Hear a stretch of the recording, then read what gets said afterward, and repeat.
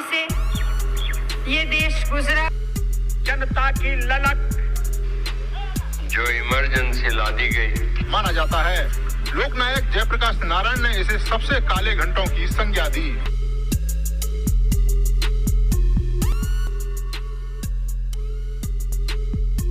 25 जून 1975 की वो रात सारा देश एक गहरी नींद में सो रहा था। वहीं दूसरी तरफ लोकतंत्र की रूह पर एक ऐसी इबारत लिखी जा रही थी जिसने पूरी मॉडर्न इंडियन हिस्ट्री को चेंज करके रख दिया। 21 महीनों के इस टाइम पीरियड को कुछ लोग डिसिप्लिन का फेस्टिवल कहते हैं तो कुछ लोग ब्लैक चैप्टर ऑफ डेमोक्रेसी। लेकिन ज़रा सोचिए कि एक दिन आप सुबह उठते हैं और उठने के बाद आपको पता चलता है कि आपके पास बोलने, सवाल पूछने, यहाँ तक कि जीवन जीने के बुनियादी अधिकार भी नहीं है। दफ्तरों में बिजली नहीं है, बड़े नेताओं को जेल में डाला जा रहा है और साथ ही साथ एक आवाज़ सुनाई देती है। भाइयों और बहनों, राष्ट्रपति जी ने आपातकाल की घोषणा की है। इससे आतंकित होने का कोई कारण नहीं है। आप सभी गहरे और व्यापक षड्यंत्र से अवगत होंगे जो उस समय से रचा जा रहा है जब से मैंने भारत के जनसाधारण के लाभ के लिए कुछ प्रगतिशील उपाय करने शुरू किए। भाइयों बहनों, राष्ट्रपति जी ने आपातकाल की घोषणा कर दी है। इससे डरने की ज़रूरत नहीं है। ये आवाज़ थी उस टाइम की प्राइम मिनिस्टर इंदिरा गांधी जी की। लेकिन यहाँ सवाल ये है कि क्या ये वाकई किसी अराजकता से बचने के लिए उठाया गया कदम था या सत्ता से बचने के लिए? Politics, you can't make a very categorical answer. I didn't want to be in parliament. से 77 की शुरुआत तक जो इमरजेंसी ला दी गई और हजारों लोगों को बंद कर दिए गए हमारे दलों के।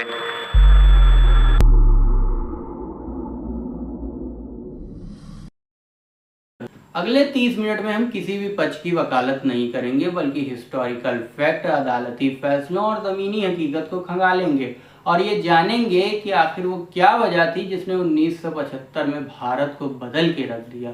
तो कहानी की शुरुआत होती है साल 1971 से। इंदिरा गांधी गरीबी हटाओ के नारे के बाद सत्ता के अंदर आती हैं।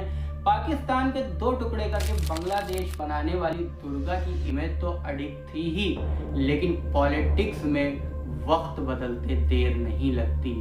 साल आता है 1973-74 और इकोनॉमिकल कंडीशन यहाँ से ख़राब होने लगती है। इंटरनेशनल मार्केट में तेल के दाम बढ़ते हैं जिससे भारत के अंदर सूखा, आसमान छूती महंगाई की वजह से भारतीय लोग सड़कों पर उतर आते हैं। गुजरात का नवनिर्माण आंदोलन हो या बिहार में जेपी नारायण का संपूर्ण क्रांति का आह्वान, देश में असंतोष की लहर दौड़ गई। अपोजिशन का कहना था कि गवर्नमेंट भ्रष्टाचार कर रही है, वही गवर्नमेंट का कहना था कि कुछ ताकतें विदेशी इशारों पर डेमोक्रेटिक तरीके से चुनी गई सरकार को अनस्टेबल करना चाहती हैं। टकराव तो तय था ही, लेकिन सबसे बड़ा धमाका 12 जून को हुआ जब इलाहाबाद हाई कोर्ट के जस्टिस जगमोहन लाल सिन्हा का फैसला आया।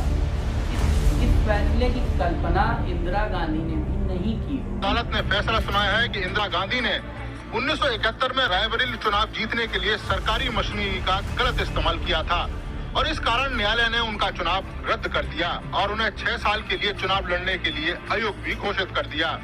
कोर्ट ने इंदिरा गांधी को 1971 के रायबरेली चुनाव में कदाचार का दोषी बताया। सजा क्या थी? उनका चुनाव रद्द कर दिया गया। 6 साल तक उनके चुनाव लड़ने पर रोक लगा दी। ये टेक्निकली एक पीएम को कुर्सी पर न रहने वाली बात थी। जो अपोजिशन था उसने इस्तीफे की मांग तेज कर दी और इसी के तहत दिल्ली के अंदर रामलीला मैदान में एक जनसैलाब उमड़ा। जेपी नारायण ने पुलिस और आर्मी से कहा कि आप असंवैधानिक आदेशों को मानने से इनकार कर दें। ये गवर्नमेंट के लिए एक सीधे तौर पर बगावत वाली बात थी। गवर्नमेंट आई 25 जून की रात इंटरनल डिस्टर्बेंस के तौर पर आर्टिकल 352 का ड्राफ्ट बनाया गया। अब इस ड्राफ्ट के ऊपर फखरुद्दीन अली अहमद के साइन होने के बाद चीज़ें रुक गई। सुबह होने से पहले सैकड़ों नेताओं को उनके घरों से उठा लिया गया।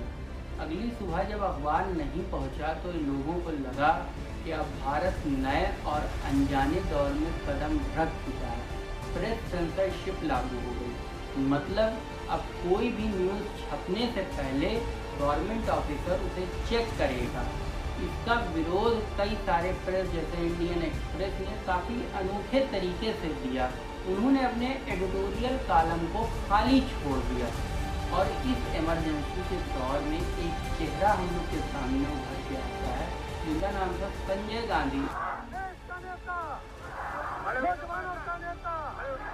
उनके पास कोई संवैधानिक ताकत या संवैधानिक पद नहीं था, लेकिन उनकी प्रशासन पर पकड़ किसी पीएम से कम भी नहीं थी और उन्होंने एक इंडिया के अंदर 5 सूत्री कार्यक्रम लागू किया, जिनमें पहला था परिवार नियोजन, दूसरा था साक्षरता, तीसरा था वृक्षारोपण, चौथा था दहेज का खात्मा और चौथा था जातिवाद का अंत। लेकिन इनमें से 2 फैसलों ने सबसे ज्यादा विवाद खड़ा कर दिया। पहला था परिवार नियोजन और दूसरा था तुर्कमान गेट और धोती हटाओ अभियान।